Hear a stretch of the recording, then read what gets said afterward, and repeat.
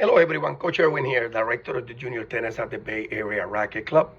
And this video that I want to share is a very interesting one that has been it's been a topic of mine for the last couple of months with kids from our academy, and is the fact of kids.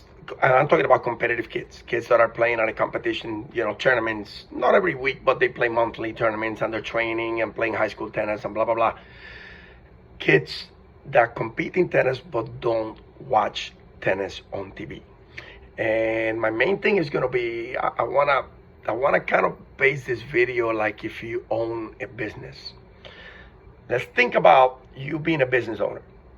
If you own a business, well, you have to take care of your business. You wake up and you work hard every single day to keep up with your business. And you also follow what the competition is doing so you can stay ahead of the competition. Because if you don't do your job, if you don't stay ahead of the competition, what's going to happen? You're going to lose it, because there's always somebody that is going to try to take it away from you. Correct? Sports is no different. You have to be able to see what's out there. You have to follow the competition. You have to do your work in a daily basis so you can keep up with it, or somebody's going to take it away from you. Very simple. They're going to beat you. They're going to beat you day in and day out. And the other thing is how kids do multiple things, which I praise that. I love kids that, play multiple sports, that do music, that do stuff. They got to be kids. Kids have to be kids. I don't think at a young age you should be specializing yourself at such a young age, like 10 and under and stuff like that. You need to be able to do multiple things. But I also ask them, what are you better at, tennis or whatever it is, basketball, soccer, baseball, I don't care. And they usually say the other thing. And then I ask, oh, really? Or video games. Really? Why? Oh, they watch YouTube videos on whatever the other thing is. But especially video games. Look how good these kids are at video games. This new generation, these kids are super good at video games. And why? Look what they do in YouTube and the time off. They're watching people playing video games so they can learn the shortcuts. They can learn how to pass certain levels that they've been stuck at, things like that. But they will not do that extra work with tennis, but they expect to win tournaments. Come on now. Really? And as a parent, this is the way I think. I don't tell people how to be a parent, but this is the way I think. If I'm going to make the sacrifices that I know a parent has to make, I'm a parent of two kids. One that played competitive tennis, and now he's older. He's a coach. I will hold him accountable in some way, because we make sacrifices, whether it's money, time. There's so many sacrifices that a parent makes, and hold your kid accountable. They should be able to do the work. We hold them accountable with their homework. Make them watch tennis to some point during the week, a couple, an hour, 2 hours a week. It's not every day, but you have to be accountable at some point for doing something extra so you can get better. And also so we can keep making the sacrifices that we're making for you, And if you want to go play Division I tennis, which if you really follow NCAA sports, is not easy, guys. Division I tennis is getting harder and harder and harder. Programs are shutting down. Players are getting paid now with NIL money. So they make more money playing college than playing on the Challenger Tour. And you get your education paid for. So it's not going to make it any easier. And number two, they're recruiting outside the United States. They're bringing people from Europe to come here and giving full scholarships. If you really think about it, in the United States, it's the country of the opportunities. Everybody here has so many opportunities to do things. In Europe, you have a little bit less opportunities, so people work a little harder to accomplish the things that they do here. Because here, everything is so easy. It's so easy. Opportunities are just given to you, up and down.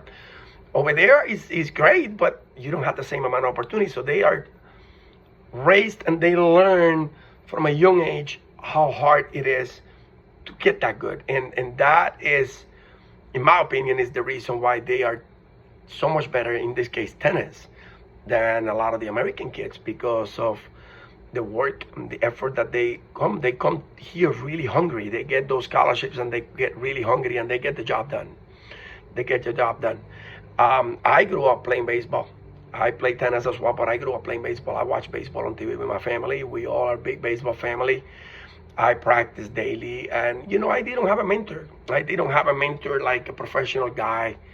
In this case, like a professional baseball player that mentored me. Yeah, I saw many guys from my town, from the AA team, from the winter baseball, that I used to like really watch them and try to be like them. As most kids have mentors and things like that.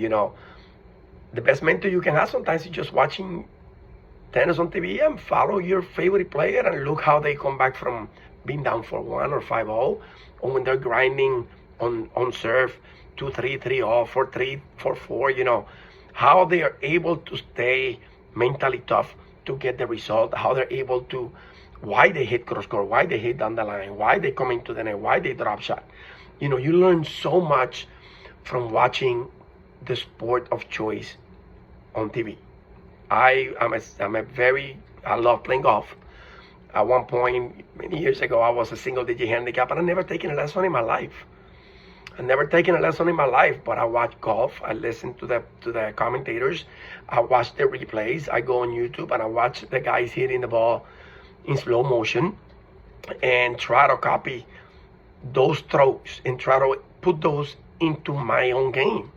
And yeah, I'm wired as a coach, so I know the necessary adjustments that I need to do and the sacrifices that have to come, that come along the way.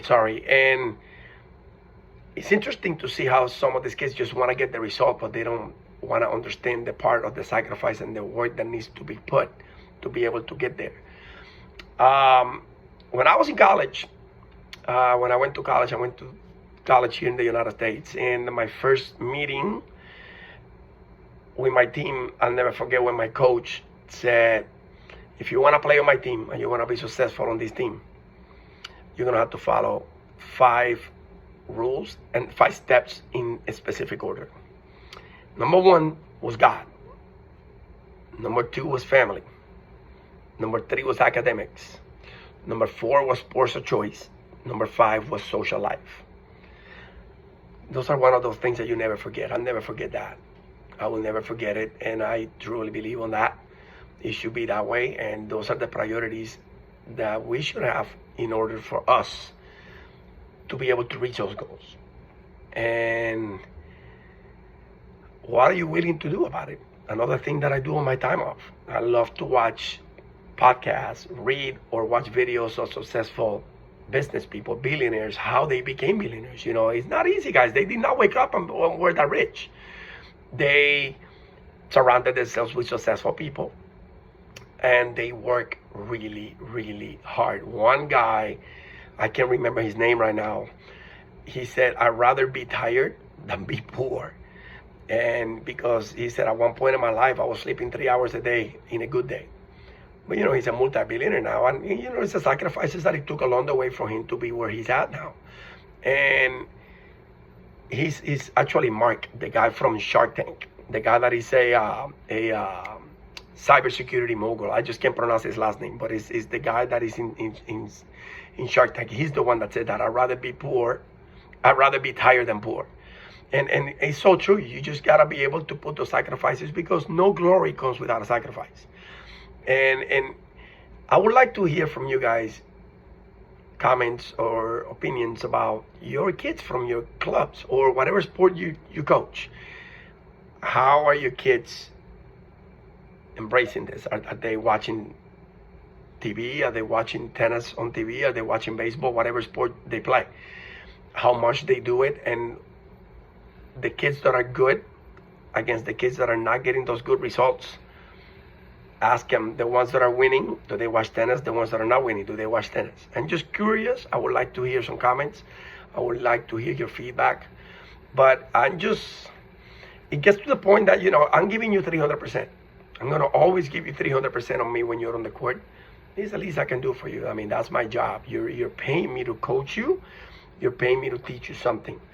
And if you want to get those results, I'm also going to expect 300% from you. And it's not only on the court, it's off the court as well. That's the most important part. Champions are not made on the court, they're made off the court. Do your job. Very famous coach, Nick Saban. That was the one thing that he said the most. Do your job. Do your job. Doing your job is just not going to the court and hitting balls, or going to the baseball field and taking batting practice. Doing your job is doing the little things outside the court, outside the baseball field, outside the basketball court. That's when you become great. You want to be great at something? Do your job. Share comments, share feedback. Very interesting to hear your feedback and your comments about this topic. It's a topic that I've been wanting to talk about. I've been wanting to share some about it, but just haven't had it. But today I was like, it's time for me to share this, and I want to, because I've been having this conversation, like I said, for the last couple of months, and it's been bothering me in a way, because I think at some point I want the kids to win more than they wanted, and that should not happen. It needs to come from the kid. Take care, guys. I hope you guys are doing well. Bye.